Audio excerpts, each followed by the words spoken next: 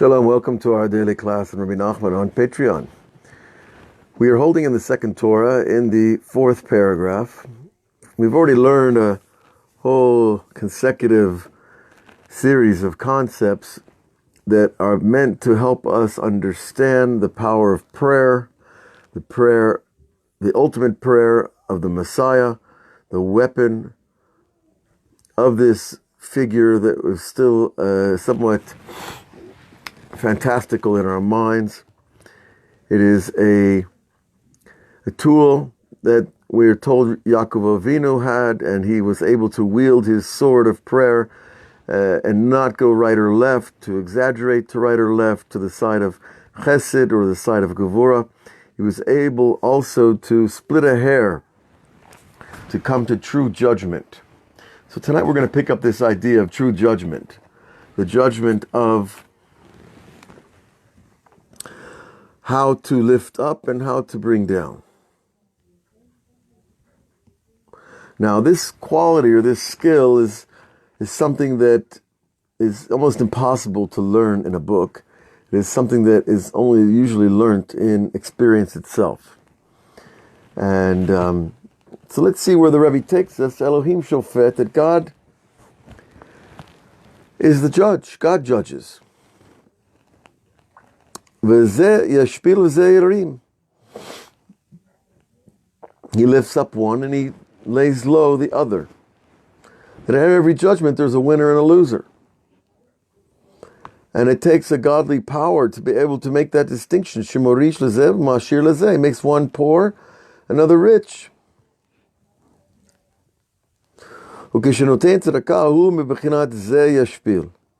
And when a person gives charity, which we learned yesterday, the way that you come to acquire that judgment in the first place is by giving charity.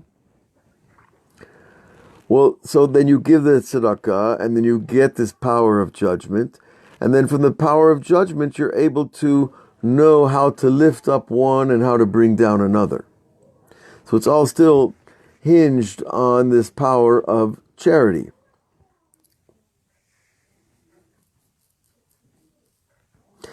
But he goes on further to tell us that the idea of giving charity is the idea of mashpil. It lowers you. Why? Because you're giving away your money.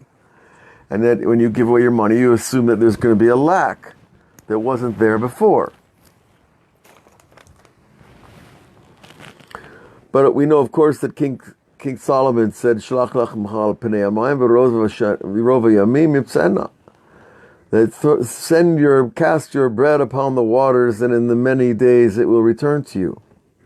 However, here we're talking about the pshat is that you're giving away your money, the simple understanding that you're going to have less. And this lowers a person. And then there's the aspect of ma'ashir lani, that God can make the poor person wealthy. Which seems to be, quite a big fantasy in the world today. That everybody's playing lotto or gambling, etc. And by the way, gambling is considered a forbidden activity in the Torah, but the rabbis are very precise when they give laws like that. The forbidden nature of gambling is for the person who tries to do it for making a living. It is not the entertainment activity of some friends playing cards. Now, of course, other people will draw a distinction and still say that it's forbidden to even, to play cards or to gamble in a small way for entertainment's value. And that's really a midat of Chassidut.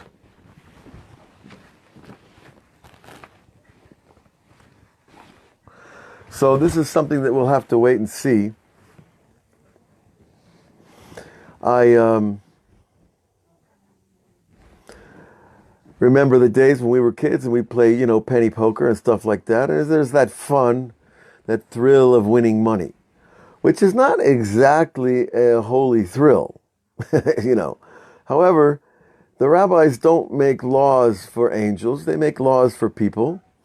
And then, of course, there are people that want to reach a higher level. And so the gambling becomes something that even the excitement is something that you don't really want. Okay, with all that said, though, the idea of the power of judgment is the ability to lift up and to lay low different situations according to, well, how you perceive the situation. And knowing this, how to raise one up and to lower one, is an aspect of judgment. And this is not judgment in a negative sense, it's positive. And this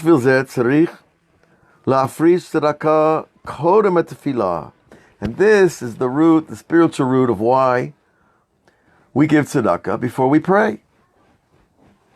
Why?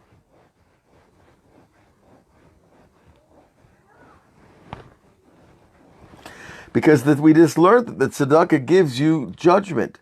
And then when you go to pray, your prayer is mekalkel b'dvarav b'mishpat. You're able to give over your words with judgment. That your prayer is of a very clear, true, precise nature, which tzedakah helps us achieve that power.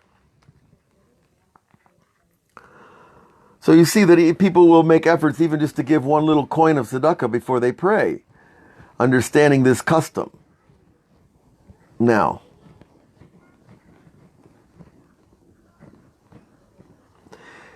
he goes on to bring the pasuk I just said, Kadesh yuchal lechalkel devarav b'mishpat shehu kolea et ha'se'ara v'lo yechateh, that he will be able to split a hair and not sin. Well, where's the lashon? Why sin? Where does sin come in the picture of this pasuk? We are talking about prayer. We're talking about praying with precision. We're talking about giving charity.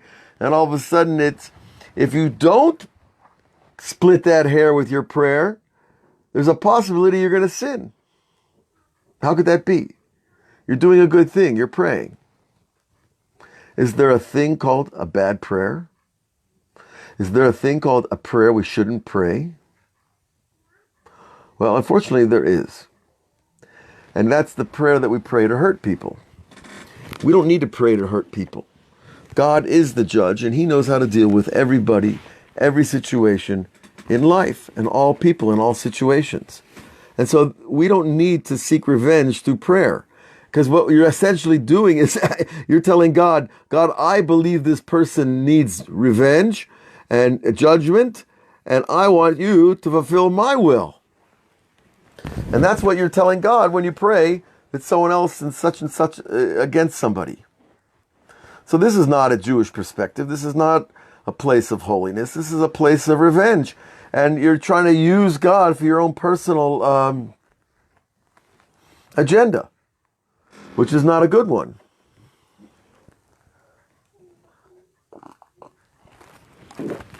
And that would be called a prayer that brings sin. Now, another example of that is the person who, like the famous story of the thief who prays to God for help to steal. Now, if he's at a righteous prayer, we'd be praying that God would help him stop stealing. But not every thief merits to that either. And so in desperation, a thief will pray. But that's not kolea kesa'ara. That's not splitting the hair of truth when it comes to prayer. And that also would be considered in the category of sin, even though it's in the activity of prayer.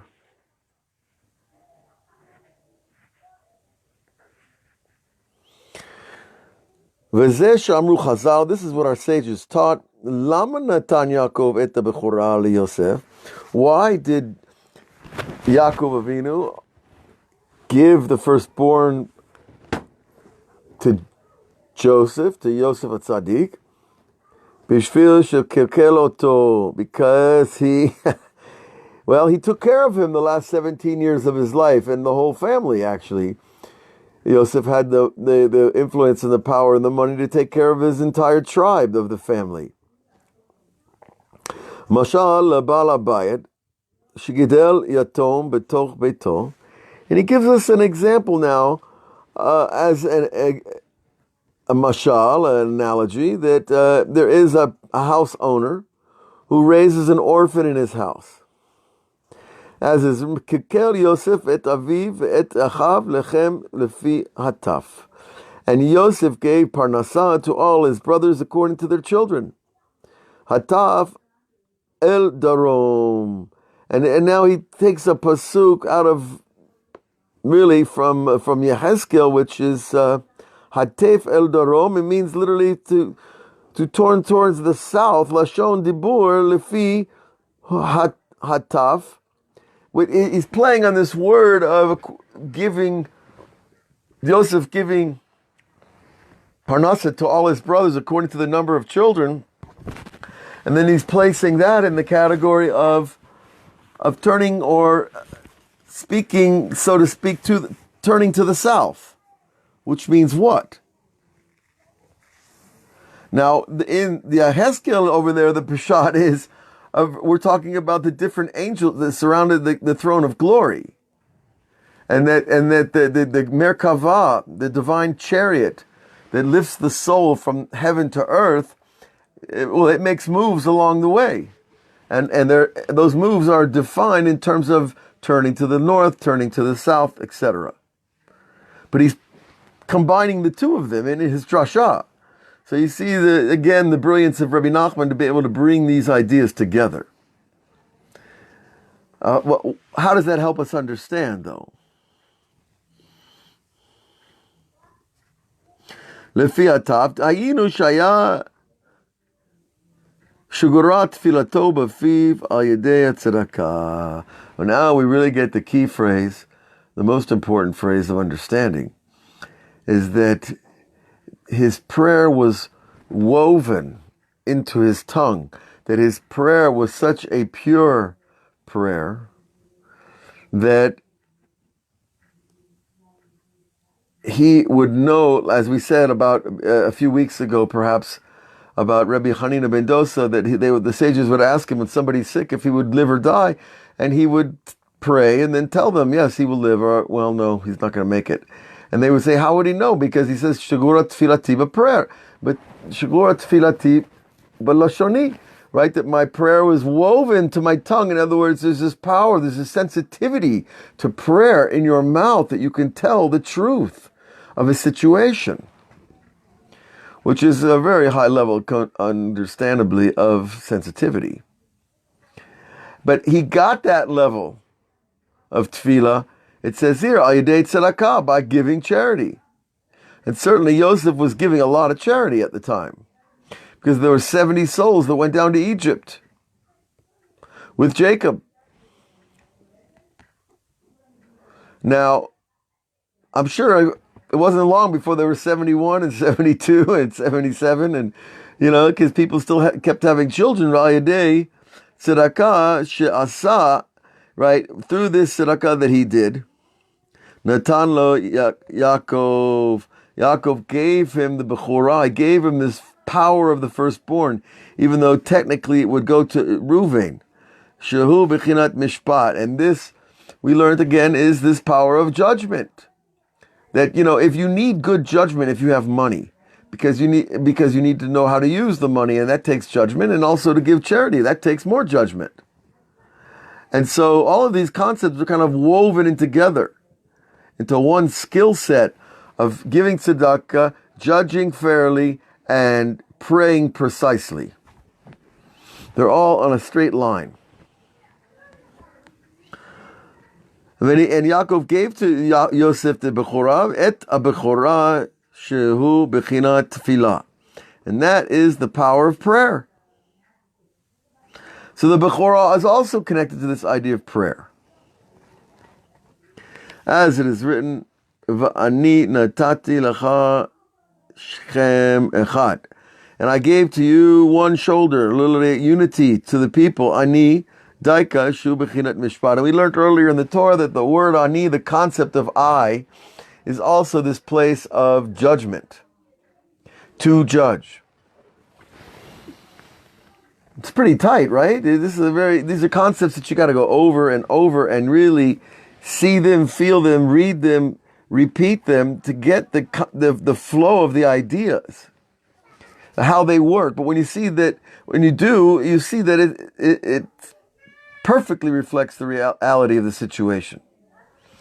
That the Rebbe is able here to take this complex relationships of Yosef and his father Jacob and Am Yisrael, and giving them tzedakah and judging with mishpat and praying with precision and taking responsibility that his prayers doesn't bring exaggerations to the right or the left. And it's all woven together so beautifully.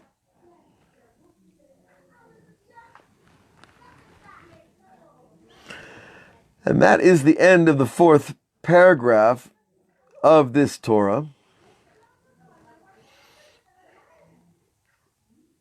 And he's going to go on to tell us in the next paragraph that strange thoughts in prayer are generally the aspect of kilkul b'mishpat. That when a person's judgment is damaged, he also prays in a way that's damaged.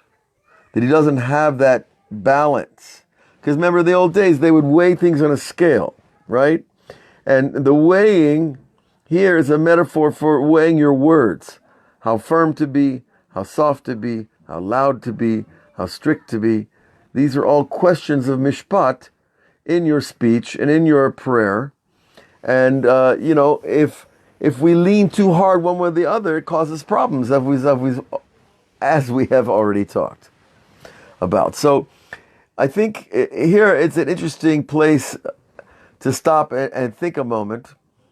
We are here in the beginning of Lag BaOmer. Lag BaOmer has come in, the 33rd day of the Omer, the day that the plague was stopped. In amongst the students of Rabbi Akiva, 24,000 students, that a plague fell upon them. There's different opinions about who they were, but we accept the simple interpretation, even though there are many complex ones. And it's a question I always had since I first heard this story, that what was it like for Rabbi Akiva? How could you have 24,000 students and they all die? And how could you go on the next morning? How could you even get up and serve God again? How could you do a mitzvah when, a plague came along and wiped out 24,000 good Jews? It's really a hard thing to think about.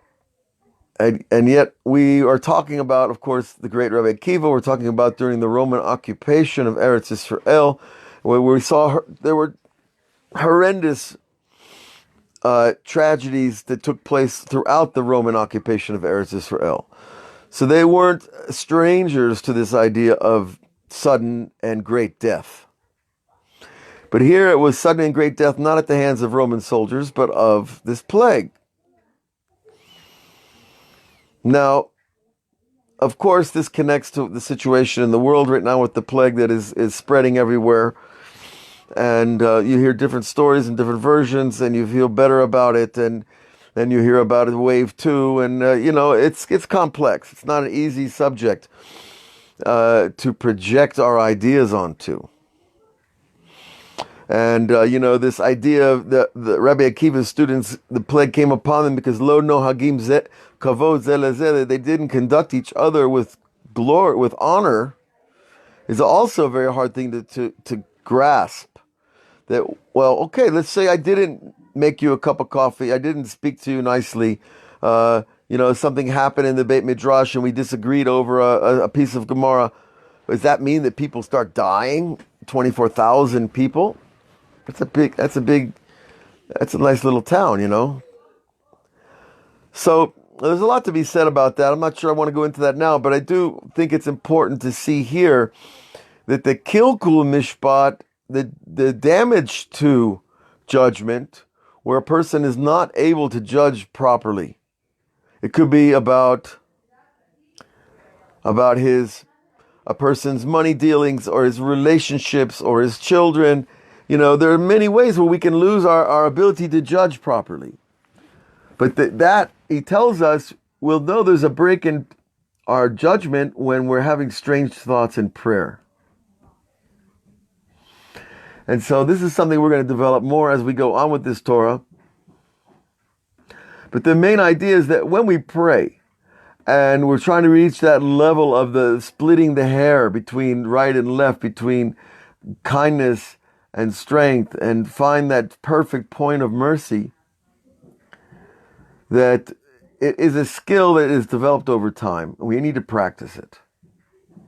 And how do you practice it? Of course, is checking ourselves. And also, of course, of giving charity before we pray. And we see that when you introduce a good concept, it produces another and another and another. And of course, the opposite is true of when something not good happens, or someone you chooses inappropriately. And it shows up in a person's prayer in the form of strange thoughts. The mind suddenly becomes much harder to control. The Zohar, the Holy Zohar, Rabbi Shimon Bar Yochai says that it's a beautiful metaphor, listen closely, that a man, when he's riding a horse, who's riding who? Well, clearly the horse is carrying the person. Now the man, holds onto the reins and his knees are hopefully locked in the proper position, and he's able to guide the horse, and the horse knows it and does the right thing. But it's still really the horse that's carrying the rider. And so too, there's a level of prayer where you are clearly saying the words and you're controlling more or less what's coming out of your mouth. But there is this amazing level where your words will carry you like a horse can carry a rider. And that, I think, is a good place to end for the evening, because such prayer is, it's a delight. It's a good ride. And I want to bless you all with that prayer level of saying the words. Whether they're in Hebrew or in English, they both, the Hebrew is farther from most English speakers, obviously, but it really depends on your ability to just understand what you're saying. But the words themselves have this power to carry us. And this is really something miraculous into itself. We'll talk more about it tomorrow. Tomorrow on Lag BaOmer, all day. That's the way these things work, until the sunset. But we'll be around online. I know that we put up some classes, and we're going to be doing some more tomorrow night. We have a class on Berot Ba'atayin in the women's seminary. Then we have a class also on the Lighthouse in Miami at 1 a.m. So there's lots of great Torah happening all over the Jewish world. And if for nothing else, I think that we should be able to redeem our time, this difficult time of this virus, and through Torah, through learning and praying and meditating. And that we should merit to that sensation that the words are carrying us to the goal. All the best to all of you. God bless you, and we'll see you tomorrow.